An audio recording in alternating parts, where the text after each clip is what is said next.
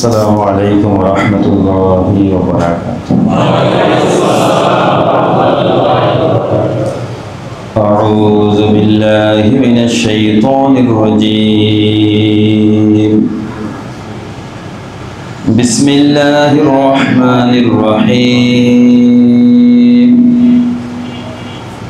يا أيها الذين آمنوا كونوا قوامين بالقسط شهداء لله ولو على أنفسكم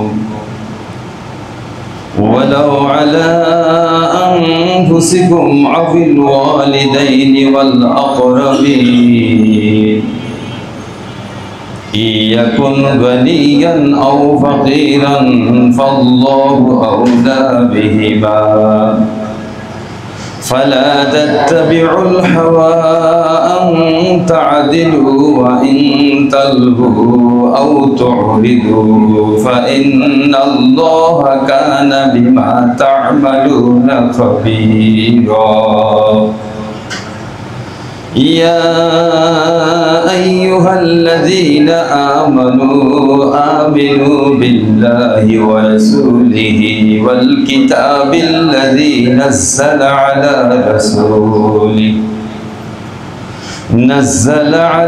رسوله والكتاب الذي أنزل من قبل ومن يكفر بالله وملائكته وكتبه ورسله واليوم الآخر فقد ضل ضلالا بعيدا. إن الذين آمنوا ثم كفروا ثم آمنوا ثم كفروا ثم ازدادوا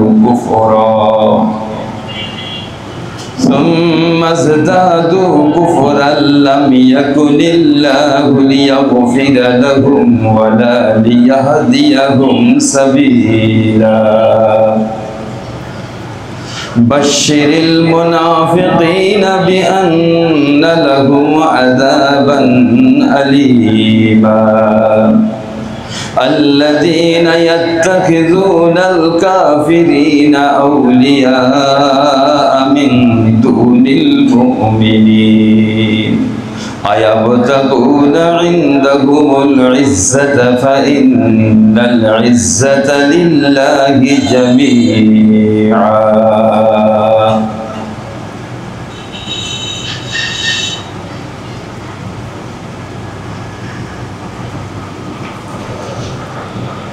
আলহামদুলিল্লাহ সুম্মা আলহামদুলিল্লাহ। আল্লাহ পাকের অসংখ্য কৃতজ্ঞতা। আল্লাহ তাআলা আমাদের উপর দয়া পরবশ হয়ে কোরআনে মাজিদ তেলাওয়াত করব, এটা কখনো আমাদের পক্ষে সম্ভব না। কোরআনে মাজিদের মর্ম বুঝবো, এটা কখনো আমাদের পক্ষে সম্ভব না। এ অনুপাতে আমল করব, এটাও কখনো আমাদের পক্ষে সম্ভব না যতক্ষণ পর্যন্ত আল্লাহ পাক কার প্রতি দয়া না করেন। বহু মানুষের জিহ্বা দুনিয়াতে আছে, জন্মগ্রহণ করার পর থেকে কোনোদিন কথা বলতে পারে নাই, আছে না? কাজেই আমি আপনি চক্ষুওয়ালা, জিহ্বাওয়ালা, দিমাগওয়ালা, এটা আমরা কেউ ওয়ালা নই। আসল চক্ষুওয়ালা আমাদেরকে চক্ষু দিয়েছে, আসল জিহ্বাওয়ালা আমাদেরকে জিহ্বা দিয়েছেন। কাজে উনি না চাইলে কখনোই সম্ভব না। আবার যাদের জিহ্বা আছে তাদের পক্ষেও সারা জীবন জিহ্বা দিয়ে অনেক কথা বলতে পারে, কিন্তু কোরআনে মাজিদ তেলাওয়াত করতে পারে না। তার মানে বোঝা যায় সম্পূর্ণই আল্লাহ পাকের দয়া। আল্লাহ পাক মেহেরবানি করে দয়া করে কোরআনে মাজিদের এই মহা নিয়ামতের মধ্যে তেলাওয়াত করা হোক, শ্রবণ করা হোক, বোঝার চেষ্টা করা হোক, যে কোনো অংশই হোক এর মধ্যে শরীক হওয়ার তৌফিক দান করছেন। সেই জন্য রব্বুল আলামিনের দরবারে আবারও কৃতজ্ঞতা শুকর আদায় করি, বলি আলহামদুলিল্লাহ। আল্লাহুম্মা সাল্লি আলা মুহাম্মাদ ওয়া আলা আলি মুহাম্মাদ كما صليت على إبراهيم وعلى آل إبراهيم إنك حميد مجيد اللهم بارك على محمد وعلى آل محمد كما باركت على إبراهيم وعلى آل إبراهيم إنك حميد مجيد কুরআনে মাজিদের আয়াতে কারিমা কুরআনে মাজিদের অন্তর্নিহিত অর্থসমূহ সাহাবীদের মধ্যে এক সাহাবী ছিলেন, তখন তিনি মুসলমান হয়নি, ওয়ালিদ ইবনে মুগীরা। তিনি তখন বেঈমান ছিলেন, খুব শক্তিশালী কাফেরদের মধ্যে একজন ছিলেন ওয়ালিদ ইবনে মুগীরা। ওয়ালিদ ইবনে মুগীরা উনি একদিন হুজুর আকরাম সাল্লাল্লাহু আলাইহি ওয়াসাল্লামের জবান থেকে কোরআনে মাজিদের কোন এক আয়াত তেলাওয়াত শুনছিলেন। এক আয়াত তেলাওয়াত করার পরে উনি একটা মন্তব্য উপস্থাপন করছিলেন, এই তেলাওয়াতের প্রভাবটা কি। কয়েকটা শব্দ বলছিলেন তিনি, ওয়া ইন্না লাহু লাহালাওয়া, ওয়া ইন্না লাহু লাহালাওয়া। হালাওয়া মানে হালাওয়ার একটা সমার্থক শব্দ আমাদের দেশে চলে। আমরা মিষ্টি জাতীয় কোনো ঔষধকে এটাকে আমরা হালুয়া বলি, অথবা কোনো খাবারকে আমরা হালুয়া বলি, এটা মানে মিষ্ট, যেই খাবারটার মধ্যে মিষ্টি দেওয়া আছে এটাকে হালুয়া বলা হয়। তুমি বললেন হালাওয়া। কোরআনে মাজিদের যে একটা আয়াত আমি শুনলাম, এটা শুনে আমি বুঝলাম যে এই তেলাওয়াতের মধ্যে একটা মিষ্টতা আছে। এই জন্য দেখবেন একটা মানুষ, আমাদের মতো আজব মানুষ যারা, আরবের বাহিরের মানুষ যারা, আমরা তো প্রকৃত হরফের উচ্চারণ আমাদের জন্য বড় কঠিন বিষয়। আমাদের জিহ্বা অন্যান্য বাংলা বলায় অভ্যস্ত, ভাষা বলায় অভ্যস্ত। তো আমরা যখন ভাঙাচোরা কণ্ঠে যখন আমরা তেলাওয়াত করি, কণ্ঠ ভালো না, কণ্ঠ মোটা, কিন্তু কেন জানি ওইটার মধ্যে একটা মজা পাওয়া যায় কি যায়। আপনি মাঝে মধ্যে খেয়াল করে দেখেন, মসজিদের কোণের মধ্যে বসে বসে অনেক মুরব্বীরা দেখবেন যে তেলাওয়াত করতেছে। তেলাওয়াত গুলো উনি ভালো তেলাওয়াত যে করতে পারে এরকম না, ভাঙ্গা ভাঙ্গা তেলাওয়াত করতেছে, কিন্তু খেয়াল করে দেখেন তবু মজা লাগে। তবু কি লাগে? মজা লাগে। উনি বলছেন ওয়ালিদ ইবনে মুগীরা, ওয়া ইন্না আলাইহি লাহালাওয়া, ওয়া ইন্না লাহু লাহালাওয়া, ওয়া ইন্না আলাইহি লাতালাওয়া। দুই নম্বর মন্তব্য হলো ওয়া ইন্না আলাইহি লাতালাওয়া। এটার মধ্যে একটা উজ্জ্বলতা আছে, একটা নুরানি ভাব আছে কোরআনে মাজিদের মধ্যে, একটা উজ্জ্বলতা আছে। ওয়া ইন্না আসলাহু লামুরাক, ওয়া ইন্না আসলাহু লামুরাক। বড় বড় কাফের লিডার যেগুলা, তাদের কাছে যে উপস্থাপন করতেছে যে আমি মুহাম্মদের কাছ থেকে একটা বাণী শুনে আসছি, বাণীগুলা এরকম। ওয়া ইন্না আসলাহু লামুরাক, এর যে শিকড় যেটা আছে, এই হরফের শিকড়, এই আয়াতের যে শিকড় গুলো আছে, আমার ধারণা হইতেছে লামুরাক, এই শিকড় থেকে অনেক শাখা প্রশাখা গজাবে, অনেক পত্র পল্লব গজাবে। ওয়া ইন্না আ'লাহু লামুসমার, সামার মানে ফল। ওয়া ইন্না আ'লাহু লামুসমার, আশা করা যায় এই পত্র পল্লব থেকে একসময় ফল বের হবে, ফল বের হবে আশা করা যায়। ওয়া মা হুয়া বিকাউলি বাশার, আমি ওয়ালিদ ইবনে মুগীরা তোমাদেরকে বলি, আমি আরবের কবি নামে পরিচিত, জ্ঞানী নামে পরিচিত। ওয়া মা হুয়া বিকাউলি বাশার, মুহাম্মদের জবান দিয়ে যে কথাগুলো বের হইছে এটা কোনো মানুষের কথাই না। আখের কথা হলো মানুষের কথাই না। ওমা হুয়া বিকাউলি বাশার, এটা মানুষের কথা হইতে পারে না। কারণ আমি তো আরবের সবচেয়ে জ্ঞানী, আমি সবচেয়ে বড় লেখক, সবচেয়ে বড় পণ্ডিত, এগুলো যদি মানুষের বানানো হইতো আমি বুঝতে পারতাম এটা কোনো মানুষের বানানো না। কাজে কাজে এটা প্রকৃত হৃদয়ঙ্গম করা আমাদের পক্ষে আসলে মাখলুক তো দুর্বল, মাখলুক তো সীমাবদ্ধ। অসীমের এই বাণীকে সীমাবদ্ধ অন্তর নিয়ে, সীমাবদ্ধ বুঝ নিয়ে কখনো পুঙ্খানুপুঙ্খরূপে বোঝা সম্ভব না, তবে ততটুকু সম্ভব যতটুকু আল্লাহ তাআলা দান করেন। এই জন্যই ফেরেশতারা বলতেন সুবহানাকা লা ইলমা লানা ইল্লা মা আল্লামতানা। সমস্ত জ্ঞানী গুণী ফেরেশতারা বলতেন আরে আমাদের কোনো ইলমই নাই, তবে ততটুকু আছে যতটুকু দয়া করে আমাদের রব আমাদেরকে দান করেছে। আমরাও তো এটা বলতে বাধ্য, নাকি বলে? আমরাও এটা বলতে বাধ্য। কোরআনে মাজিদ থেকে মহা শান্তিদায়ক ঔষধ। অশান্ত পৃথিবীটার মধ্যে, অশান্ত আগুনটার মধ্যে একেবারে ভিজা তরল পানি ঢেলে দিলে অবস্থা যা হইতে পারে, অশান্ত সমস্ত অন্তর, অশান্ত সমাজ, অশান্ত রাষ্ট্র, সমস্ত অশান্তি দূর করার জন্য আল্লাহ তাআলা এই অপূর্ব পানীয় পানি তরল পদার্থের মতো দান করছেন। এটা দিলেই আগুন নিভে যাবে, দিলেই নিভে যাবে। দেখবেন যে কেমন অর্থগুলো আমি তো বুঝাইতে পারবো না, আমার দিলের ভিতরে অনেক কিছু আসে কিন্তু মুখ দিয়ে ফুটাইতে পারি না, কিভাবে যে আল্লাহ তাআলা বলে يا أيها الذين آمنوا كونوا قوامين بالقسط شهداء لله ولو على أنفسكم। শুরুর ডাকটা দেখেন কেমনে দিচ্ছে, দেখেন ডাকটা আপনি কল্পনা করে দেখেন।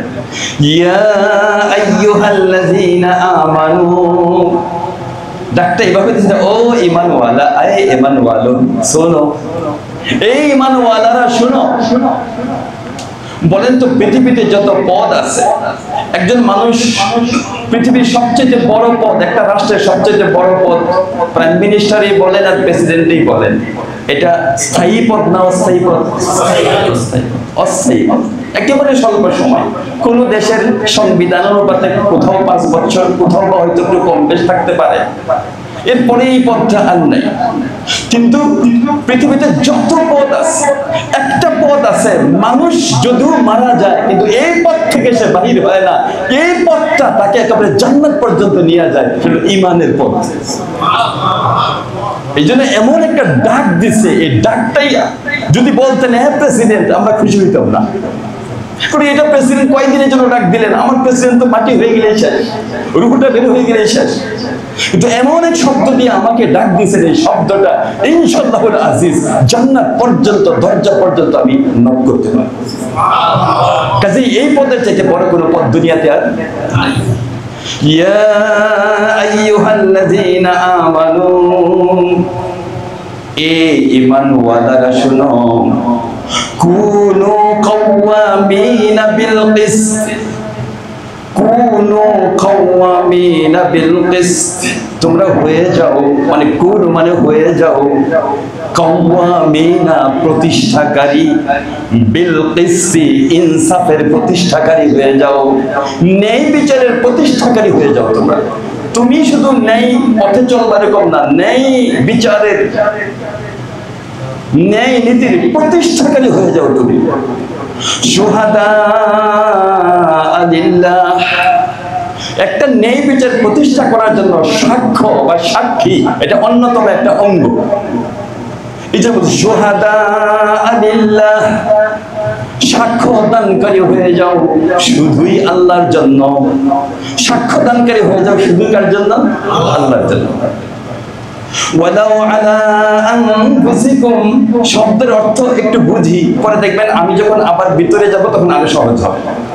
ওয়ালাউ আলা আনফুসিকুম, যদি ব্যাপারটা ঘটে তোমার বিরুদ্ধে, আউবিল ওয়ালিদাইনি অথবা তোমার পিতামাতার বিরুদ্ধে, ওয়াল আকরাবিনা অথবা তোমার নিকটাত্মীয়ের বিরুদ্ধে, ইয়াকুল গানিয়ান আবদারকারী যদি অভিযোগকৃত ব্যক্তিটা যদি ধনী হয়, আও ফাকিরান অথবা দরিদ্র হয়, আল্লাহু আউলা বিহিমা, মনে রাখবা তাদের চাইতে আল্লাহ তোমার কাছে বেশি নিকটতর।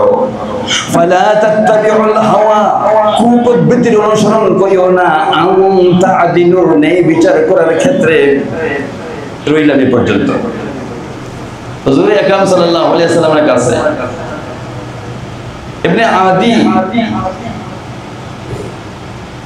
আদি ইবনে হাতিম রাহমাতুল্লাহ আলাইহি সুদ্দি রাহমাতুল্লাহ একটা বর্ণনা উপস্থাপন করছেন। নবীজির কাছে দুই ব্যক্তি অভিযোগ নিয়ে আসছে, একজন হলো গরিব, একজন হলো ধনী, বিচার নিয়ে আসছে। নবীজি স্বভাবগতভাবে উনি দরিদ্রদেরকে একটু ভালোবাসতেন, স্বভাবগতভাবে দরিদ্রদেরকে একটু ভালোবাসতেন। তো ওই ধনী এবং গরিব এই দুই শ্রেণী, দুই তবকার লোক আসার কারণে নবীজি প্রথমে একটু হালকা দুর্বল হয়ে গেছেন গরিবের প্রতি, এই ধারণা করে যে গরিব তো ধনীর উপর জুলম করতে পারে না, জুলমের যোগ্যতা তো তার নাই, এই কারণে উনি একটু দুর্বল হয়েছে। তবে আল্লাহ তাআলার নিরপেক্ষ বিচারে যখন তো বিচারের চেয়ারের মধ্যে বসবে, বসার পরে সে কোন দরিদ্র দুর্বল ব্যক্তির অসহায়তার প্রতি দুর্বল হইতে পারবে না, আবার কোন ধনী ব্যক্তির ধনের কারণে তার প্রতি দুর্বল হইতে পারে না। সর্বাবস্থায় তাকে নিরপেক্ষ থাকতে হবে। সামান্য একটু মনটা দুর্বল হয়েছিল এক গরিবের প্রতি, আল্লাহ তাআলা এই উপলক্ষে এই আয়াতে কারিমা অবতীর্ণ করছেন যে না, আপনি যখন বিচারের চেয়ারে বসবেন তখন কে ধনী কে গরিব এটা কিচ্ছু দেখার সুযোগ নেই। কেমন ইনসাফ নবীজির মাধ্যমে আমাদেরকে জানাই দিয়েছেন, কারণ নবীজি ব্যক্তিগতভাবে ইচ্ছাধীন গরিব, আমাদের নবীজি ইচ্ছাকৃত গরিব, আমাদের নবীজি ইচ্ছাকৃত গরিব।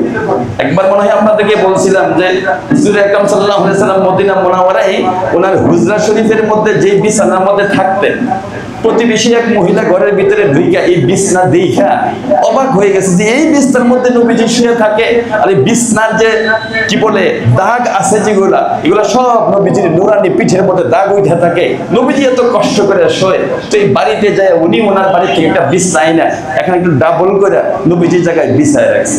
হুজুর আকরাম সাল্লাল্লাহু আলাইহি ওয়াসাল্লাম ঘরের ভিতরে ঢুকছে, হযরত আয়েশা সিদ্দিকা রাদিয়াল্লাহু তাআলা বিছনাটাকে একটু ভাঁজ করে ওনাকে দিয়েছে। নবীজি বিছনাটা দেখা বলছে, জানি তুমি বিছানা কই পেলা? বলে প্রতিবেশী মহিলা আপনার বিছানাটা দেখা কাইদা দিচ্ছে, বলে এরকম বিছানা আপনি শোন।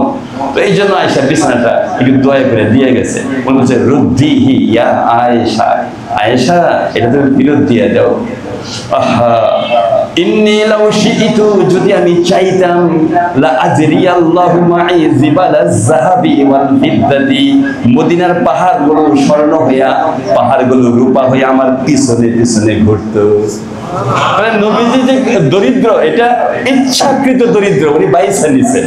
কেন? যিনি সারা জীবনের বাদশা হবেন জান্নাতের মধ্যে, অল্প ৬০-৬৩ বছরের জন্য একটু গরিব থাকলে সমস্যা কি? সমস্যা কোথায়? এই জন্য বাইসা নিয়েছেন। এটা কেউ যেন না মনে করে যে আল্লাহ তাআলা নবীজিকে এত পছন্দ করে, কেন নবীজিকে আল্লাহ তাআলা গরিব বানাইছে, এটা ইচ্ছাকৃত।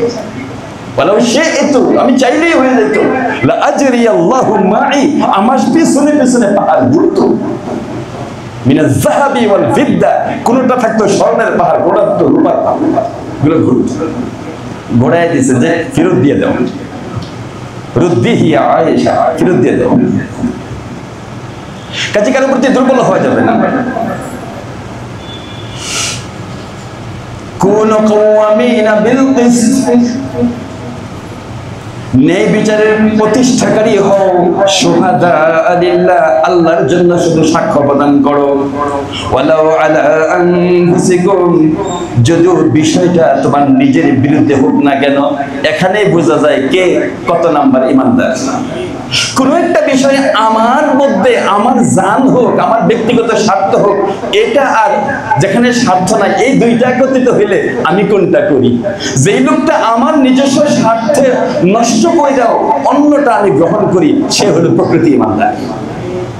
যদি নিজের স্বার্থ দেখি সব জায়গায় আমি, তাহলে এখনো আমি আল্লাহ তাআলার পরিভাষায় পূর্ণাঙ্গ ইমানদার আমি হইতে পারি।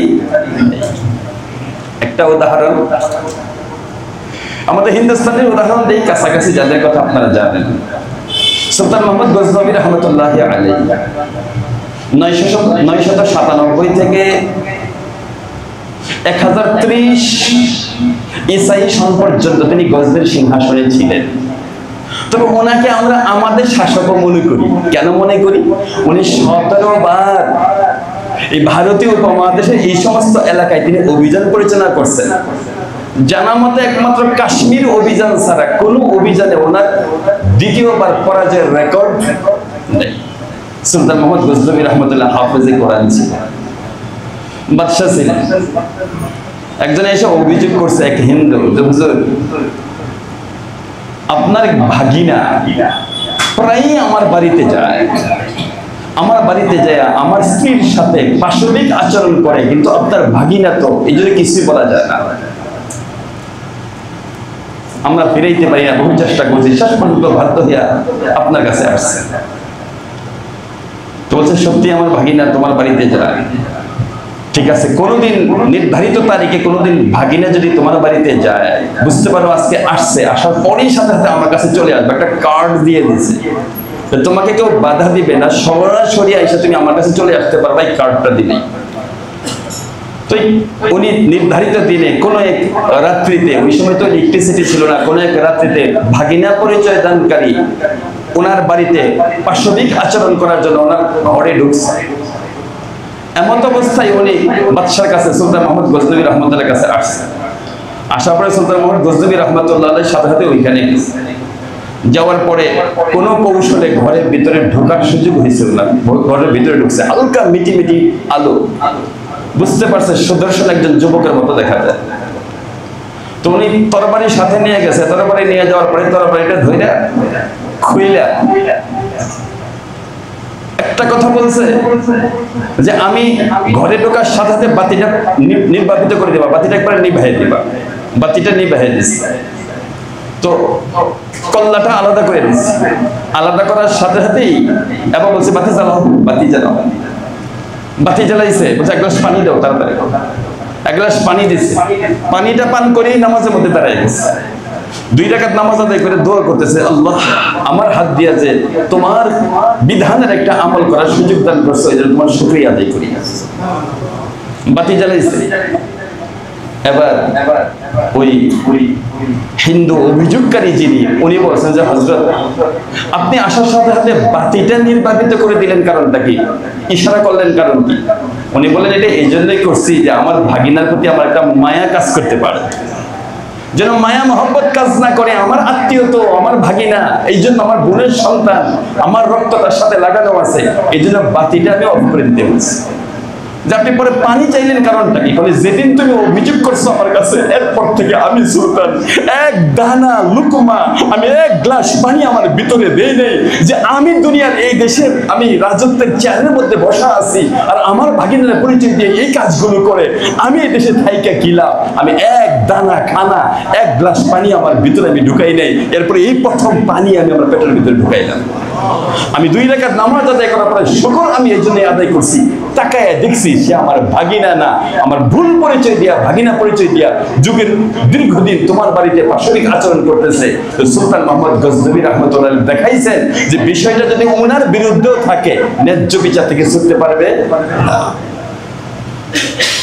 আরেকজনের কথা বলি, মোহাম্মদ বিন তুগলক, আমাদের লেখকদের কালির মধ্যে বড় কালির অনেক দাম।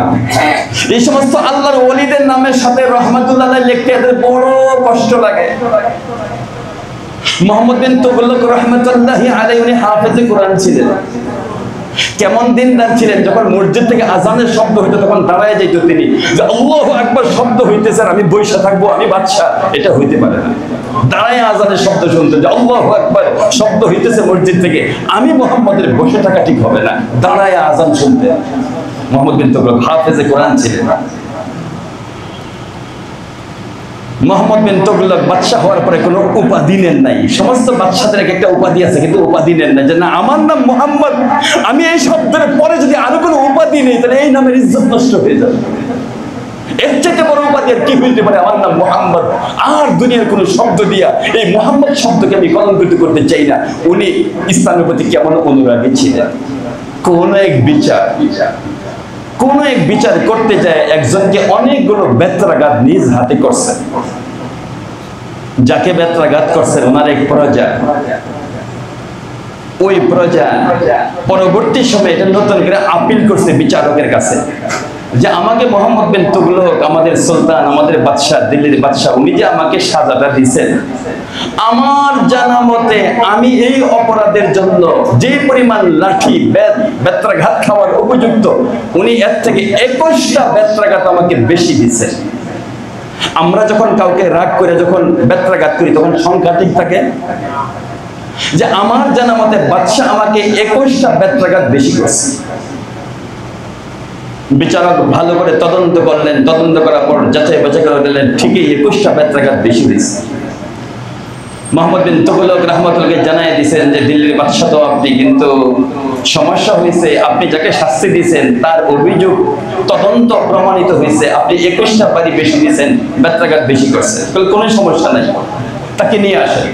ঠিক যেই লাঠি দিয়ে উনি আঘাত করছিলেন, সুলতান মোহাম্মদ বিন তুগলক রাহমাতুল্লাহ নিজ হাতে এই লাঠিটা ওনাকে দিলেন, আর উনি গায়ের পিঠের কাপড়টা সরাই দিলেন যে তুমি তোমার সর্বোচ্চ শরীর দিয়া এই আঘাতগুলো করো। ঠিক উনি অভিযোগকারী ব্যক্তি সুলতান মোহাম্মদ গজনবী, কারেন্ট সুলতান দিল্লির বাদশাহ, উনার পিঠের মধ্যে 21টা বেত্রাঘাত করে প্রমাণ করছে মুসলমানরা স্বার্থের ঊর্ধ্বে। এটা যে তার বিরুদ্ধে হয়ে যায় মুসলমান স্বার্থের বিরুদ্ধে, এই জন্যই বলছে ওয়ালাউ আলা আনফুসিকুম, বিষয় যদি তোমার বিরুদ্ধেও ঘটে কিন্তু তুমি অনর। আউবিল ওয়ালিদাইন, মানুষ সবচেয়ে বেশি মহব্বত করে তার পিতামাতাকে, বিষয়টা যদি পিতামাতার বিরুদ্ধেও যায় তো তুমি অনর থাকবা। ওয়াল আকরাবিন, যত কুরব হোক যত নিকটাত্মীয় হোক যার বিরুদ্ধেই যাক তুমি কিন্তু অনর থাকবা, যদি কি হয়ে থাকো তুমি ঈমানদার। প্রথমেই ডাক দিছি বলেন তো পুরা পৃথিবী যত জাদুঘর আছে কোন জাদুঘরের মধ্যে এই কোয়ালিটির একটা মুসলমান পাওয়া যাবে? আল্লাহ চাইছিলেন দুর্নীতি মুক্ত পৃথিবী হোক, শোষণ মুক্ত পৃথিবী হোক, জুলম মুক্ত পৃথিবী হোক। এই জন্য আল্লাহ তাআলা এই মহা নিয়ামত দান করছিলেন। দেখেন কেমন সূক্ষ্ম কথা আল্লাহ তাআলা। কিন্তু আমরা মজা কেন পাই না? কারণ কোরআনের আমলের সাথে আমাদের কোনো সম্পর্ক নেই। আমার স্বার্থের জায়গায় আমি বড় ঠিক আছে, ইয়াকুন গানিয়ান আও ফাকিরান, নবীজিকে বলতেছে ইয়াকুন গানিয়ান আও ফাকিরান, যার ব্যাপারে অভিযোগ করা হয়েছে সে ধনী হোক আর গরিব হোক, বা যে অভিযোগ করছে সে ধনী হোক আর গরিব হোক, এটা দেখার বিষয় না। অর্থাৎ তোমার কাছে বাদী হিসাবে যে আসছে সে তো গরিব, তুমি একটু মানসিক ভাবে দরিদ্রকে ভালোবাসো বিধায় যে একটু দুর্বল হয়েছে, এটা ঠিক হবে না। আল্লাহু আউলা বিহিমা, ধনী হোক আর গরিব হোক, ধনী এবং গরিবের স্রষ্টা যিনি মূলত উনি তোমার সবচেয়ে আপন। ধনীর ধনের কারণে তার প্রতি দুর্বল হওয়া যাবে না, গরিবের অসহায়তার কারণে তার প্রতি দুর্বল হওয়া যাবে না। তাদের দুইজনের চাইতে তোমার কাছে কে অগ্রাধিকার পাবে? আল্লাহ। আমি আল্লাহ বলছি এভাবে করো। ওয়ালা তাত্তাবিউল হাওয়া আন তা'দিলু, ন্যায় বিচার করার ক্ষেত্রে প্রবৃত্তির অনুসরণ করিও না। আন তা'দিলু, এটার মূল শব্দ হলো আদল, আইন দাল লাম আদল। শব্দ অক্ষর তিনটা কিন্তু আজীব ব্যাপার। মহিউদ্দিন ইবনুল আরবি রাহমাতুল্লাহি আলাইহি উনি বলেন যে আদল হরফ তিনটা, কিন্তু এটার ভাবার্থ অনেক ব্যাপক। এর শাব্দিক অর্থ বরাবর করা, শাব্দিক অর্থ বরাবর। উনি বলছেন আদল তিন প্রকার, আদল বা ইনসাফ এটা তিন প্রকার। আল আদলু বাইনাল খালিকি ওয়াল মাখলুক, আল আদলু বাইনাল খালিকি ওয়াল মাখলুক, আল আদলু আলা নাফসিহি, আল আদলু বাইনাল খালাইক। তিনটা। এক নম্বর হলো আল আদলু বাইনাহু ওয়া বাইনাল খালিক, তার মধ্যে এবং তার স্রষ্টার মধ্যে আদল করা, বরাবর করা। আমার মধ্যে আর আমার স্রষ্টার মধ্যে আদল কি? সর্বপ্রথম আমার স্রষ্টাকে একক হিসাবে বিশ্বাস করা, আমার স্রষ্টাকে একক হিসাবে আদল করা, বিশ্বাস করা, এটাই হলো আদল। দুই নম্বর হলো আমার স্রষ্টার যত মর্জি, আমার সমস্ত স্রষ্টার মর্জিকে আমার মর্জির উপর অগ্রাধিকার দেওয়া। আমি যাহা চাই তাহা না, আমার রব যাহা চায় তাহা। এটা হলো রবের সাথে আদল করা। তাহলে এটার ভিতরে সব চলে আসছে কি আসছে না? দুই নম্বর হলো আল আদলু আলা নাফসিহি, নিজের সাথে আদল করা, নিজের সাথে ইনসাফ করা, নিজের সাথে ন্যায় বিচার করা।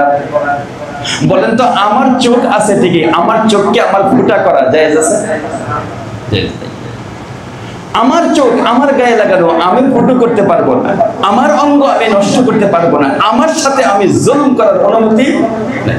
এক হাদিস তো আশ্চর্য হাদিস আছে যে কিয়ামতের ময়দানে লা ইউজাফিজুনিল ইয়াউমা যুলমু যালিম, হাদিসে কুদসি, যে পরকালে নিজের এক হাত দিয়ে আরেক হাতে জুড়ে যদি এমনি এমনি যদি আঘাত করে, এটারও আল্লাহর কাছে জবাব দিতে হবে, কেন তুমি তোমার হাত দিয়ে তোমার হাতের উপর জুড়ে আঘাত করলা?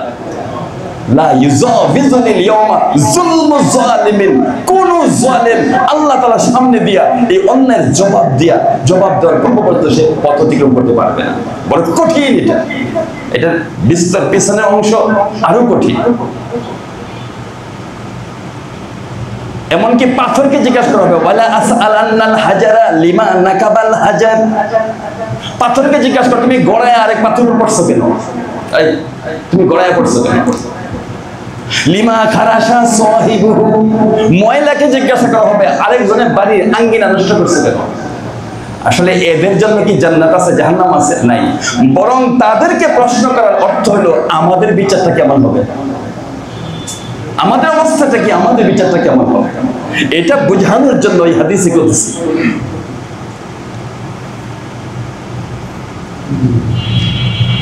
হুজুর আকরাম সাল্লাল্লাহু আলাইহি সাল্লাম মসজিদে নববীর ভিতরে ঢুকছে, যায় দেখে এক জায়গায় রশি টানানো, লম্বা করে রশি টানানো।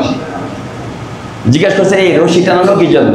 বলে হুজুর যায়েনব রাদিয়াল্লাহু তাআলা আনহা লম্বা সময় তো নামাজ আদায় করে, ঘুমে ধরে, যে ঘুমে ধরার কারণে এই রশির মধ্যে ঘুমে ধরলে পরে এই রশির মধ্যে ঝুইলা থাকে, ঝুইলা থাকলে তো আবার একটু ঘুমটা কমে আবার নামাজের মধ্যে দাঁড়ায় যায়। বলছে যে না, চলবে না, এটা চলবে না। যখন ঘুম এসে গেছে, ঘুমন্ত অবস্থায় রবের সম্মুখে দাঁড়ানো এটা চলবে না। সুস্থ ধ্যান খেলার সাথে দাঁড়াইতে হবে। এভাবে নিজের শরীরের উপর জুলুম করা যাবে না। মুওয়াক্কাত, ব্যক্তিত্বের বন্ধন, আরবিতে বলা হয় মুওয়াক্কাত। মদিনায় হিজরত করার পরে হুজুর আকরাম সাল্লাল্লাহু আলাইহি ওয়াসাল্লাম এক আনসারী এবং এক মুহাজির মুওয়াক্কাত স্থাপন করে দিয়েছে। এরকম মুওয়াক্কাত পৃথিবীতে কোনোদিন কেউ দৃষ্টান্ত দিতে পারবে না, দিতে পারবে না। এমন ভ্রাতৃত্বের বন্ধন। তো ইরানের সাহাবী সালমান ফারসি রাদিয়াল্লাহু তাআলা আনহু আর নবীজির প্রিয় বুজুর্গ সাহাবী আবু দারদা রাদিয়াল্লাহু তাআলা, দুস্থগুলো কি মজার দুস্থ, ম্যাচিংটা দেখেন। সালমান ফারসি রাদিয়াল্লাহু তাআলা আনহু আবার আবু দারদা রাদিয়াল্লাহু তাআলা কেমন উঁচু মানের দুই সাহাবী, মুওয়াক্কাত স্থাপন করে দিয়েছে। সালমান ফারসি রাদিয়াল্লাহু তাআলা আনহু আবু দারদা রাদিয়াল্লাহু তাআলা বাড়িতে খোঁজ নেওয়ার জন্য বাড়িতে গেছে। বাড়ির অবস্থা কি, যে ওনাকে পায় নাই, পাইছে ওনার বাড়িওয়ালিকে পাইছে।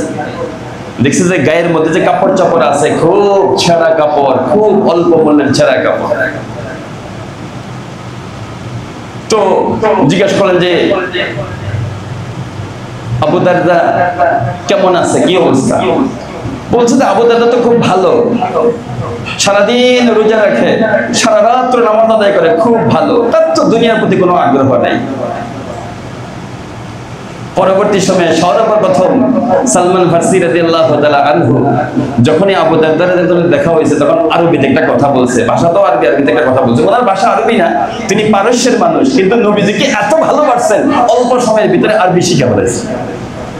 উনি তো ফার্সি ভাষার মানুষ, সালমান ফারসি রাদিয়াল্লাহু তাআলা, কিন্তু মদিনায় যাওয়ার পরে উনি আরবি হয়ে গেছে।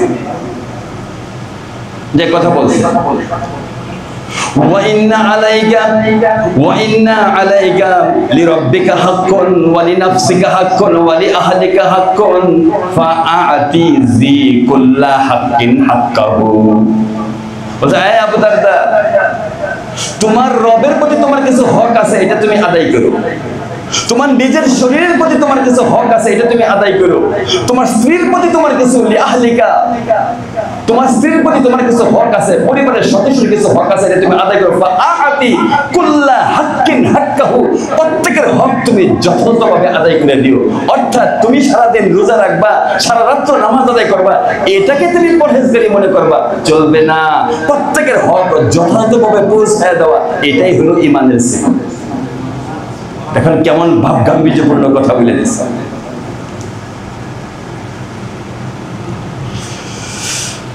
3 নাম্বার, আল আদলু বাইনাল খালাইক, সমস্ত সৃষ্টির প্রতি ইনসাফ করা, সমস্ত সৃষ্টির প্রতি ইনসাফ। এজন্য হাজী সাহেবদেরকে ডাইকে নিয়ে কাবা শরীফের চত্বরের মধ্যে ডাইকে নিয়ে শিখায়া দেয় যে বিনা কারণে তুমি কোনো গাছের পাতাও ছিঁড়তে পারবে না, পাতা টান দিলেও হজের ক্ষতি হবে। পাতার সাথে হজের কি সম্পর্ক? পাতার সাথে হজের কোনো সম্পর্ক নাই, কিন্তু এই বিশাল 16 মাইল অথবা 10 মাইলের বর্গ এরিয়ার ভিতরে একটা পাতাও যদি তুমি ইহরাম অবস্থায় টান দাও তোমার হজের ক্ষতি হবে। মানে তাকে শিখাই দিতেছে বিনা প্রয়োজনে গাছের পাতাও টান দেওয়া যাবে না। কারণ যারা ধনী এরাই তো মানুষের প্রতি জুলুম করে, সারা দুনিয়ার একটা প্রতিনিধি দলকে টান্দা নিয়ে শিখাই দিচ্ছে একটা ডিমও ভাঙতে পারবে না, ডিম ভাঙলেও ক্ষতি হবে, একটা শিকার দেখাইতেও পারবে না, যদি দেখায় দাও তবু হজের ক্ষতি হবে। অর্থ কি? মানুষ তোমার কাছ থেকে নিরাপদ থাকবে, সৃষ্টি তোমার কাছে কি থাকবে? নিরাপদ থাকবে।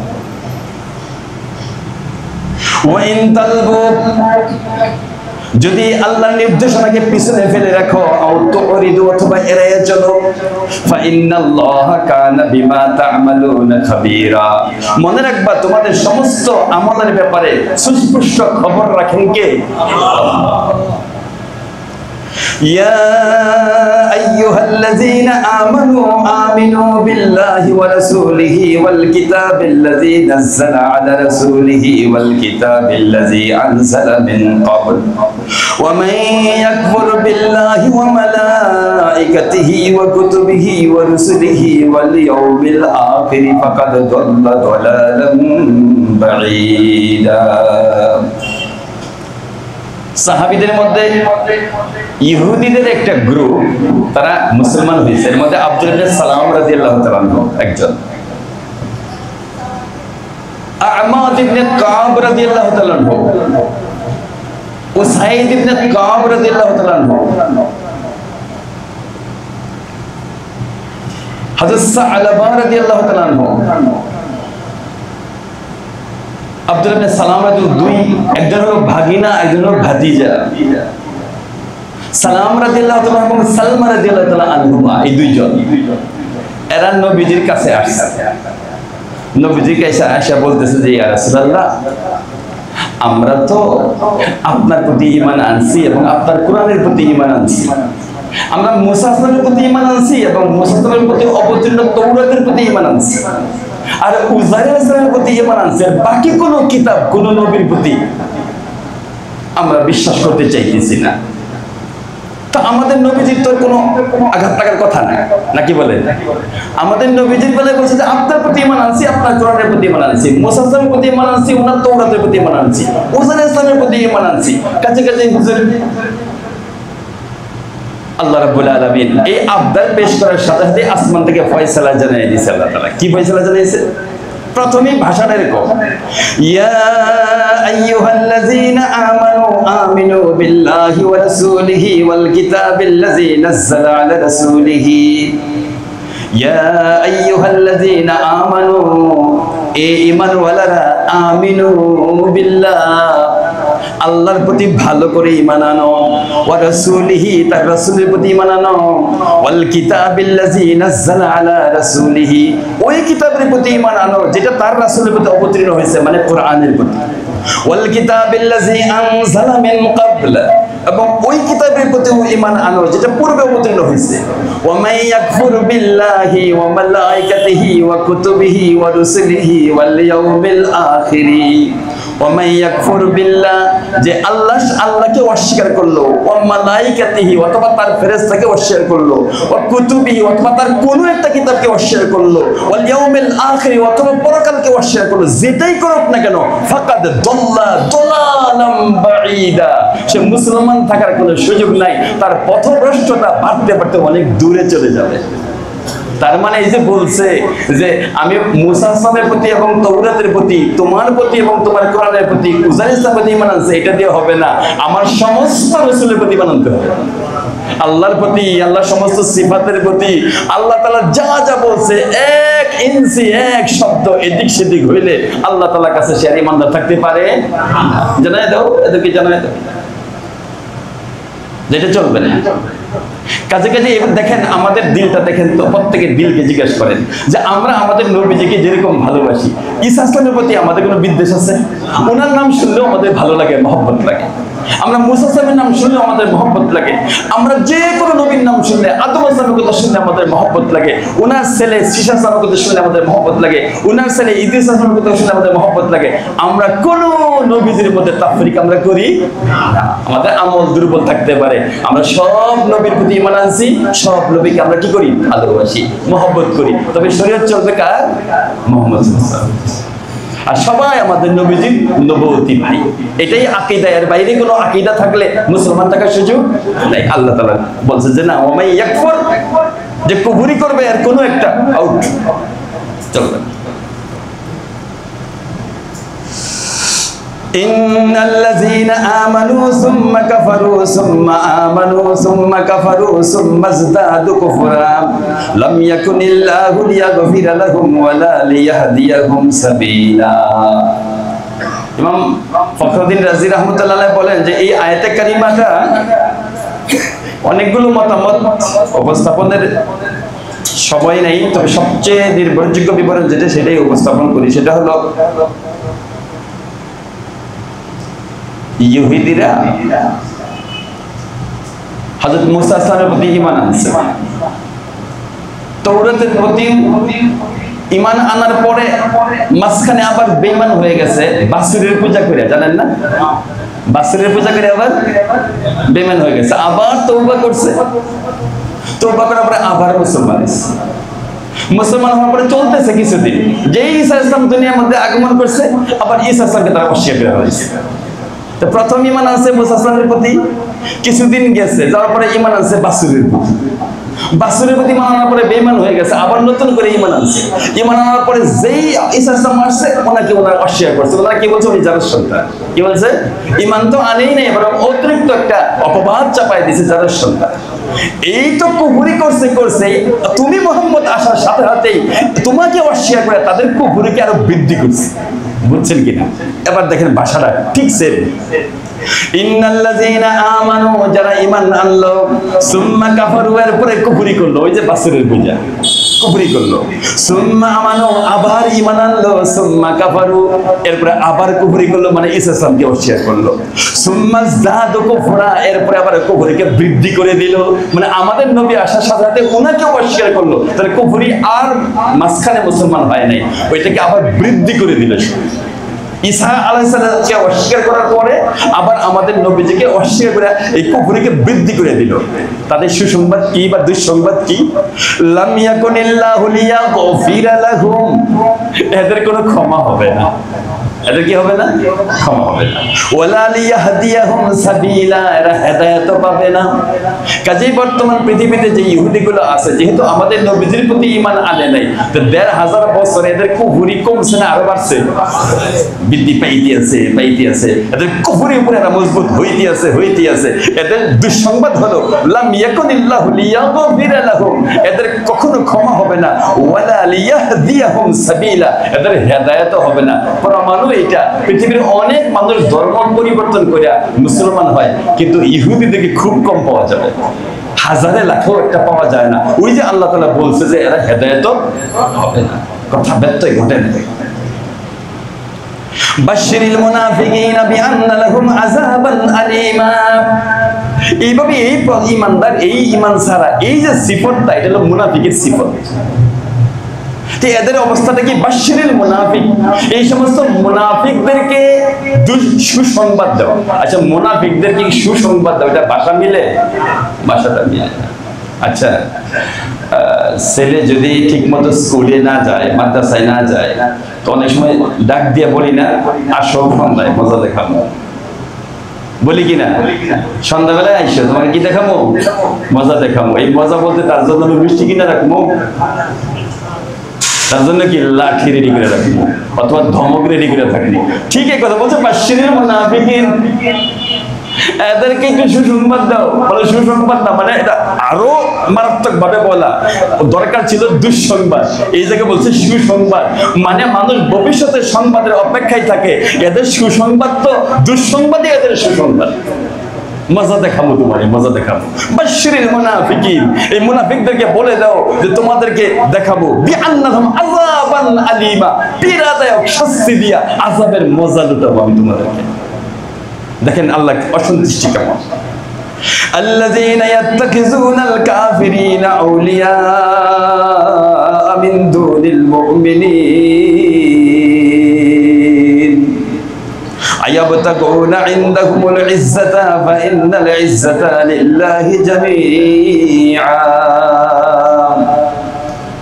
মদিনার মধ্যে কিছু সংখ্যক লোক ছিল এরকম, এরা গোপনে গোপনে ইহুদিদের সাথে মহব্বত রাখতো। একই সমাজে থাকে তো গোপনে গোপনে তাদের সাথে মহব্বত রাখতো। এই মহব্বত রাখার একটা উদ্দেশ্য ছিল যে জাগতিক ইজ্জত সম্মান তাদের সাথে সম্পর্কটা ঠিক থাকলে জাগতিক ইজ্জত সম্মানটা মনে হয় ঠিক থাকবে। বলেন তো ইজ্জতের মালিক কে? আল্লাহ। ইজ্জতের মালিক আল্লাহ। বলেন তো ফাইনাল ইজ্জতের জায়গা কোনটা? জান্নাত। ফাইনাল মেহমানদারি, ফাইনাল ইজ্জত দেওয়া, সম্মান দেওয়ার জায়গা হলো জান্নাত। এটাতে তাদের কোনো অংশ আছে? আসল ইজ্জতের মধ্যে তাদের কোনো অংশ নেই, আসল সম্মানের মধ্যে তাদের কোনো অংশ নাই। তুই এদেরকে জানায় দাও, আল্লাযীনা ইয়াত্তাখিযুনাল কাফিরিনা আউলিয়া, যারা কাফের বেঈমানদেরকে নিজের বন্ধু বানায়, মিন দুনিল মুমিনিন, ঈমানদারকে ছাড়া, আয়াবতাগুনা, এরা কি মনে করে বা কামনা করে, ইনদাহুমুল ইজ্জাতু, তাদের কাছে ইজ্জত আছে। এরা কি মনে করে এদের কাছে ইজ্জত আছে কিনা? এদের নিজেদের তো ইজ্জত নেই, বেইজ্জতের জিন্দেগি। যে লোকটা জাহান্নামে যাবে এর আবার কিসের ইজ্জতের জিন্দেগি? জাগতিক একটা পরিচয় আছে যে ইঞ্জিনিয়ার, ব্যারিস্টার, এনতেন নানা একটা পরিচয় আছে। আমল যদি ভালো না থাকে, অনেকদিন আগে জানা যায় গেছি, জানা যায় এক সেক্রেটারির মা মারা গেছে। সেক্রেটারি, আমি তখন ছাত্র বয়স, আমাদের হুজুর ওই জানা যায় শুধু ঘর জন্য নিয়ে গেছে। আমি এর আগে সচিব বা সেক্রেটারি কোনোদিন দেখি নাই, শুনছি। মনে করতো মানে সচিব না জানি কেমন, সেক্রেটারি না জানি কেমন। ওনার মায়ে মারা গেছে, দেখলাম আহারে ওই দিন মাথায় দেওয়ার মতো টুপি পর্যন্ত নাই। কোথেকে জানি একটা পুরাতন রুমাল, 4 ভাঁজ করা 3 ভাঁজ করা রুমাল কোন পকেট থেকে কে জানি দিছে, ভাঁজ করে মাথার মধ্যে বাইরে রাখছে। চিন্তা করলাম, আহা, সন্তান তো সেক্রেটারি হয়েছে, ফার্স্ট জয়েন করছে এসিলেন্ট হিসাবে, প্রমোশন হইতে হইতে হইতে হইতে সর্বোচ্চ পদ সেক্রেটারি পর্যন্ত হয়েছে, কিন্তু মাথায় টুপি উঠানোটা পর্যন্ত মায়ের জানাজার দিনও মনে নেই। বা যেভাবে একটা সম্মানের অধিকারী হইতে পারে, এটা ফাইনাল সম্মান না ওইটা ফাইনাল সম্মান? যাদের দুনিয়ার পরিচয় তেমন কিছু নাই, তেমন কিছু নাই, কিন্তু যারা পরকালীন ইজ্জতওয়ালা হবে, কেউ যদি কোরআন মোতাবেক চলে, দুনিয়ার মধ্যে তো ভাই বেইজ্জতি হয় না, ইজ্জতওয়ালা, ঠিক কিনা? দুনিয়ার মধ্যে মানুষ হয়তো মনে করতে পারে টাকা পয়সা কম, কিন্তু ইজ্জতওয়ালা হয় কি হয় না? ইজ্জতওয়ালা হয়। এটাই বলছে যে দেখো, আল্লাযীনা ইয়াত্তাখিযুনা, যারা গ্রহণ করে, আল কাফিরিনা, কাফেরদেরকে, আউলিয়া, বন্ধু হিসাবে, মিন দুনিল মুমিনিন, ঈমানদারদেরকে ছাড়া, আয়াবতাগুনা, এরা কি মনে করে, ইনদাহুমুল ইজ্জাতু, এদের কাছে কোনো ইজ্জত আছে? এদের কাছে ইজ্জত আছে? ইজ্জত কার কাছে? আল্লাহর কাছে। ফা ইন্নাল ইজ্জাতা লিল্লাহি জামিআ, আরে সমস্ত ইজ্জত তো আল্লাহর জন্য। সমস্ত ইজ্জত কার জন্য? আল্লাহর জন্য। আল্লাহ যাকে যা দেন, তো ইজ্জুমান তাশা তুযিল্লুমান তাশা, যাকে ইজ্জত যতটুকু দেওয়ার, যাকে দেন জিল দিতে পারেন, কে করেন? কাজেই দুনিয়ার কোন জিনিসের কারণে কারো প্রতি দুর্বল হওয়া, যেখান থেকে কথা শুরু হয়েছিল, কারো প্রতি দুর্বল হওয়া যাবে না। সর্বাবস্থায় একজন মুসলমান অনড় থাকবে, সর্বাবস্থায় অনড় থাকবে। একটা দেশের মধ্যে আইন প্রণয়ন করার জন্য প্রত্যেকটা দেশের মধ্যে, আমাদের দেশে যেরকম সংসদ আছে, সংসদের মূল কাজ হলো আইন প্রণয়ন করা। এটা জানেন কিনা আমি জানি না। সংসদের মূল কাজ হলো আইন প্রণয়ন করা। আমলা কামলা বিচারক যেগুলো আছে, এগুলো কামলা বললে কষ্ট পায় না, আমলা কামলা বিচারক যেগুলো আছে, এগুলো হলো আইনকে বাস্তবায়ন করা। আইনকে কি করা? বাস্তবায়ন করা। বলেন তো পৃথিবীর সমস্ত দেশের মধ্যে আইন প্রণয়নের এরকম প্রতিষ্ঠান আছে, আইন বাস্তবায়নের জন্য এরকম আমলা কামলা আছে, কিন্তু ফলাফল নৈরাশ্যজনক। ফলাফল নৈরাশ্যজনক। কোন জিনিসের অভাবে? আল্লাহর প্রতি বিশ্বাসের অভাবে। আল্লাহর প্রতি বিশ্বাসের কারণ যদি আল্লাহর প্রতি বিশ্বাস থাকে তাহলেই শুধু সম্ভব এই প্রণীত আইন দিয়া পৃথিবীর মধ্যে একটু শান্তি প্রতিষ্ঠা করা। শুধু তাদের পক্ষেই সম্ভব যদি কারো বিশ্বাস কার প্রতি থাকে? আল্লাহ তাআলার প্রতি থাকে। আপনারা আলব আরসালান নাম শুনছেন? ইস্পাহানের এক বাদশা ছিলেন মালিক শাহ। মালিক শাহের আব্বা আলব আরসালান। মালিক শাহের বাদশা হলো আলব আরসালান। তো আলব আরসালান উনি ইস্পাহানের বাগানের মধ্যে শিকার করতে গেছে। বাগানের মধ্যে শিকার করতে যাওয়ার পথের মাঝখানে একটা গ্রামের মধ্যে রেস্ট নেওয়া দরকার, উনি রেস্ট নিতেছে। তো ওনার শিকারের যত সাথী আছে এই সাথীগুলো গ্রামের মধ্যে ঘুরে ঘুরে দেখতেছে, এটা সেটা শিকার করে, ঘোড়াগাড়ি করে, এরকম করে। এক মহিলার এক গাবি পাইছে, গাবি। তো এই গাবিটা হলো গাবির দুধ বিক্রি করে 3টা সন্তানকে উনি লালন পালন করে। 3টা সন্তান লালন পালন করে। তো এরা যায় ওই মালিক শাহের লোক এই বেলা গাবিটা ধইরা জবে করে ফেলাইছে, কাবাব বানায় খেয়ে ফেলাইছে। তো বৃদ্ধা মহিলা ঘরে এসে যখন দেখছে তার গরুটা নাই, এবারে হাহুতাশ করতে করতে মারা যাওয়ার উপক্রম। আমি এটা দিয়ে আমার 3টা বাচ্চাকে নিয়ে চলি, আর এটা কিরকম করে মারা ফেলাইলো, এটা খাইয়া ফেলাইলো। তো বাদশার সামসারা তো বেশি মারাত্মক। বাদশার সাথে মারাত্মক কারা? অফিসের পিয়নের ঘের দেখেন, মানে যে পুরো অফিসটা তার এরকম করে কিনা। ওই বাদশার যে সামসা গুলো থাকে এগুলো বাদশার সাথে মারাত্মক থাকে। ওই সামসা গুলোর জানায় যে বিচার নিয়ে যাবে, এটাও যাইতে দিবে না। তখন বলা হয় তাকে মুহাফেজ। কি বলা হয়তো? মুহাফেজ। মুহাফেজদের জানায় যে একটু যাইতে পারবে না। তো মহিলা চিন্তা করলেন কেমনে আমি অভিযুক্ত করি আমার গাবিটা তারা কাবাব বানায় খেয়ে ফেলেছে, 3টা সন্তান নিয়ে আমি কেমনে চলবো, কেমনে কি করবো। বাইদা ভাই খবর পাইছেন যে বাদশাহ শিকারে বের হয়েছে। জিন্দারুদ এক নদী, ইস্পাহানের এক নদীর নাম হলো জিন্দারুদ। জিন্দারুদ নদীর উপর একটা ব্রিজ আছে, ব্রিজের উপর দিয়ে সে যাবে, ব্রিজের উপর দিয়ে যাবে। তুমি চিন্তা করছেন যে এমনি তো মুহাফেজরা আমাকে বাদশার সাথে দেখা করতে দেয় না, ঠিক আছে ব্রিজের উপরে আমি দাঁড়ায় থাকবো। তখন তো চিকন পথে আমাকে ক্রস করতে হবে। ক্রস করার সময় যা করার আমি তখন যা বলার তখন আমি বলবো। তো ঘোড়ার জামানা ছিল, ঘোড়ার মধ্যে মালিক সাজাইতেছে। তো মালিক শাহ যখন জিন্দারদ নদীর উপর ব্রিজের উপরে উঠছে, ঘোড়াটা যখন যাইতেছে, এই মহিলা সাহস করে, সেটা জীবন মরণের ব্যাপার, সাহস করে ওই লাগামের মধ্যে ধরে ফেলেছে। ধরে বলতেছে আয়ে আলব আরসালানের পুত্র, তার বাবার নাম আলব আরসালান। আলব আরসালানের পুত্র, জবাব কি এই ব্রিজের উপরে দিবেন না পরকালের ব্রিজের উপরে দিবেন, মানে পুলসিরাতের উপর কখন দিবেন? এই কথা বলতেই বাদশা থরথরানি শুরু হয়ে গেছে। বলে কি জিন্দারুদের ব্রিজের মধ্যে দেব না আমি পুলসিরাতের মধ্যে দেব? কতক্ষণ হ্যাং হয়ে থাকে বলছে যে না, ওই পুলের উপর উত্তর দেওয়া সম্ভব না, ঘোড়া থেকে নাইমা পড়ছে, কি বলার বলেন, আমি জিন্দারুদের ব্রিজের মধ্যে দাঁড়ায় আমি জবাব দিতে চাই, ওইখানে আমার পক্ষে যাওয়া সম্ভব না, জবাব দেওয়া সম্ভব না। কি ঘটনা বলেন? বলছে আপনার পরিচয় দিয়ে আপনার কিছু লোকজন আমার এরকম গাবিকে কাবাব বানায় খাওয়া ফেলাইছে। বলে তাই নাকি? উনি নির্দেশ দিয়েছে যে এই এক গাবির বিনিময়ে তোমরা 70টা গাবি ওনাকে দিয়ে দেবো। কেন তার পক্ষে সম্ভব হয়েছে? কারণ সে জানে আমি যদি এই ব্রিজ থেকে যদি নাইমা যাই, এই মহিলা থেকে যদি তাড়াই দিই, কিন্তু পুলসিরাতের পুল থেকে তো আমি ছুটতে পারবো না। আদাল, আদালের আয়াতে কারিমাগুলো আদাল কেন প্রয়োজন? এক মুসলমান এমনি যোগ্যতা ভালো ছিল, হাফেজে কোরআন ছিল, হাজ্জাজ ইবনে ইউসুফ।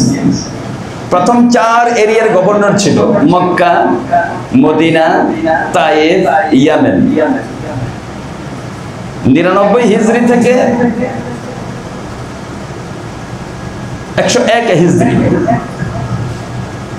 উনি এই এলাকার গভর্নর ছিল। ভাই ছিল বাশার, ইরাক এলাকার গভর্নর। ভাই মারা যাওয়ার পরে ওনাকে ইরাকের এলাকায় ট্রান্সফার করছে, ইরাক এলাকার গভর্নর ছিলেন তিনি। হাজ্জাজ ইবনে ইউসুফ উনি একজনকে 1,20,000 মানুষকে সে হত্যা করছে, অথচ লোকটা হাফেজে কোরআন, লোক ভালো, এমনি কিছু গুণাবলী আছে, ইবাদত বন্দেগী করে।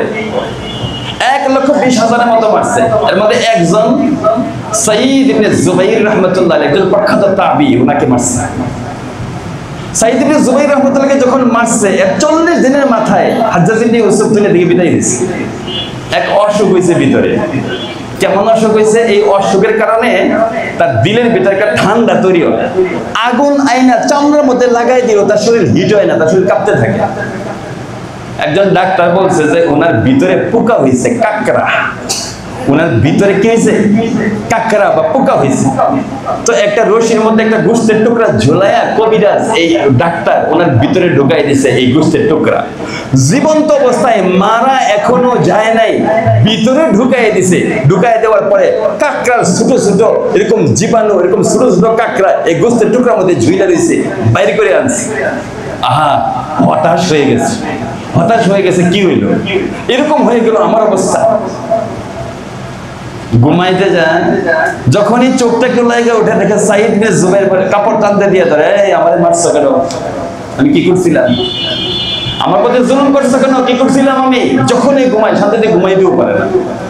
আবার অসুখ এরকম, শেষ ঠিকানা হাসান বসরি রহমতুল্লাহর কাছে। হুজুর যদি আমার জন্য একটু দোয়া করতেন। তো উনি তো গভর্নর, হুজুর দোয়ার জন্য হুজুরের মহতাজ হয়েছে। হুজুর এই বিবরণটা শোনার পরে বলছি, আমি তোমারে তো আগেই বলছিলাম তুমি জুলুম করো না। তোমার আমি আগেই বলছিলাম জুলুম করো না। তোমার অনেক গুণ আছে, সমস্ত গুণ ব্যর্থ হয়ে যাবে। জুলুম এমন একটা অপরাধ, এই অপরাধ কি করেন না আল্লাহ তাআলা? ছাড় দেন না। আদালতের বিপরীত। এই জন্য আমাদের যে কোর্ট, এটার নাম হলো আদালত। কি নাম? আদালত। আদালত যেখানে থাকবে ওইটাকে বলে আদালত, নাকি বলেন? আমরা বলি না আদালত? আদালত যেখানে থাকবে ওইটাকে বলে আদালত। বলেন তো আমাদের আদালতের মধ্যে আদালত আছে? আদালত আছে? এখানে লেখা থাকে যাহা বলিব সত্য বলিব, মিথ্যা বলিব না। সত্যের বালায় তো নাই। এইটাও অনেক মিথ্যা কথা, এইটাও অনেক মিথ্যা কথা লাগাই এই জন্য জুলুম যদি কেউ করে, আদালতের সম্পূর্ণ বিপরীত যেটা, এটা হলো জুলুম। জুলুম যদি কেউ করে, সমস্ত গুণ সে হাফেজে কোরআন ছিল হাজ্জাজ ইবনে ইউসুফ, লাভ হয় নাই। বহুত বড় নেকামল করতো, লাভ হয় নাই। তার মধ্যে কোনটা ছিল? জুলুম ছিল। কারণ যদি আদালত থাকে কিয়ামতের ময়দানের মধ্যে, এক হাদিস তো আপনারা জানেন, এই হাদিসের ভাষা বিভিন্ন জায়গায় বিভিন্ন রকম। এক হাদিস তো আপনারা জানেন, সাবআতু ইয়াযিল্লুহুমুল্লাহু তাআলা ফি যিল্লিহি ইয়াওমা লা যিল্লা ইল্লা যিল্লুহু আল-ইমামুল আদিল। সাত শ্রেণীকে আল্লাহ তাআলা কিয়ামতের ময়দানে আসে আযমের ছায়া নিচে জাগিয়ে দেবেন। এক নাম্বার আল-ইমামুল আদিল, ওই নেতা, ওই বিচারক, ওই রাষ্ট্রপতি যিনি আদিল, যিনি কি এক নাম্বার। তাহলে আল্লাহর কত পছন্দনীয়। আর যদি এই পছন্দনীয় মানুষটা ভুল কাজ করে, সে কত নিকৃষ্ট, সে কত। বাকিগুলা গেলাম না, অন্য প্রসঙ্গে আসলে বাকিগুলা যাব। আল্লাহ তাআলা যেন আমার সার্কেলের ভিতরে যেন আমি জুলুম না করি। যেমন আমি আর কোন জিনিসের মাতাব্বর না হইলেও তো আমার পরিবারের মাধ্যমে, ঠিক না? আমাকে দিয়ে যেন আমার পরিবারের কোনো সদস্য কষ্ট না পায়। আমি যদি সমাজপতি হই, আমাকে দিয়ে যেন আমার সমাজের একটা সাধারণ সদস্য, একটা মুচি কামার কুমারের জন্য আমাকে দিয়ে কি না কষ্ট না পায়। হক, যথাযথ হক যেন আমি পৌঁছে দিতে পারি। হাসান বসরি রহমতুল্লাহ আলাইহি ওমর ইবনে আব্দুল আজিজ রহমতুল্লাহ যখন খলিফা হয়েছে, আরে কথা চলে আসে, কি করব? ওমর ইবনে আব্দুল আজিজ রহমতুল্লাহ আলাইহি উনি যখন খলিফা হয়েছেন, খলিফা হওয়ার পরে হাসান বসরি রহমতুল্লাহ বলছেন যে আচ্ছা আমাকে একটু বলবেন না আদাল কাকে বলে? উনি লিখিত কিছু পয়েন্ট দিছে, এর মধ্যে আমি মাঝখানে দু তিনটা পয়েন্ট আমি একটু জেহেনের মধ্যে রাখছি। লিখিত উত্তর দিছে যে আপনি তো এখন খলিফা হয়েছেন, তা আপনি একটা কাজ করবেন, আপনি একজন, একটা কথা বলছে যে আপনি একজন আদর্শ নম্র রাখাল হবেন। মানে আদর্শ নম্র রাখাল মানে একজন রাখাল যেরকম তার উটের খাদ্যের চাহিদা পূরণ করার জন্য, তার নিরাপত্তার জন্য, তাকে অপরের আক্রমণ থেকে বাঁচানোর জন্য সচেষ্ট থাকে, আপনি হইলেন, আপনি মুসলিম বিশ্বের রাখাল। এই উটের দয়ালু রাখালের মতো ভূমিকা থাকতে হবে আপনার। নাম্বার 2, আপনি হবেন একজন পিতার মতো। পিতা যেরকম দিবা নিশি 24 ঘন্টা নিজের উপকার, নিজের অপকার, নিজের লাভ ক্ষতি দেখে না, হামেশা সন্তানের উপকারের জন্য চেষ্টা করে, আপনি হবেন, আপনি ভূখণ্ডের যতটুকুতে আপনার এরিয়া ততটুকুর পিতা। নাম্বার 3, আপনি হবেন সকলের মাতা, কারণ সন্তানের শেষ ঠিকানা তার মা। সে দুঃখ গুছাবার ঠিকানা তার, সারাদিন দুঃখ কষ্ট যাই হোক, যাদের মা আছে বলে মা আজকে এই হয়েছিল মা। তখন মা একটা সান্ত্বনা দেয় যে বাজান মনে কষ্ট নিও না, এই দুনিয়া কয়দিন আর থাকবে, একটা সান্ত্বনা দেয়, একটা কিছু বলে কি বলে না, একটা কিছু বলে সান্ত্বনা, শেষ ঠিকানা সান্ত্বনা জায়গা মা। তুমি মা, সন্তান যেরকম একমাত্র মায়ের কাছে আশ্রয় নিয়ে শান্তি পায়, যতটুকুর ভিতরে তোমার আধিপত্য, সমস্ত প্রজা যেন তোমার কাছে আশ্রয় নিতে পারে, এটাকে আদাল বলে। এটা কি বলে? আদাল বলে। আল্লাহ পাক আমার সার্কেলের ভিতরে যারা আছে তাদের প্রতি আদালের সিফাত আমরা অধম সকলকে আল্লাহ তাআলা দান করেন। অন্তত মারা যাওয়ার পরে এই কথা যেন কেউ বলতে না পারে লোকটা কি আমল করছে বড় কথা না, লোকটা আমাদের কোনোদিন কটু কথা বলে নাই, আমাদের মনে কোনোদিন কষ্ট দেন নেই, অন্যায় ভাবে আমাদের পকেটের 2-4 পয়সা সে নেয় নেই, এই কথাটা অন্তত যেন আমার সাথীরা বলতে পারে। আল্লাহ তাআলা আমাদের সব ভাইকে তৌফিক দান করুন। সুবহানাল্লাহ।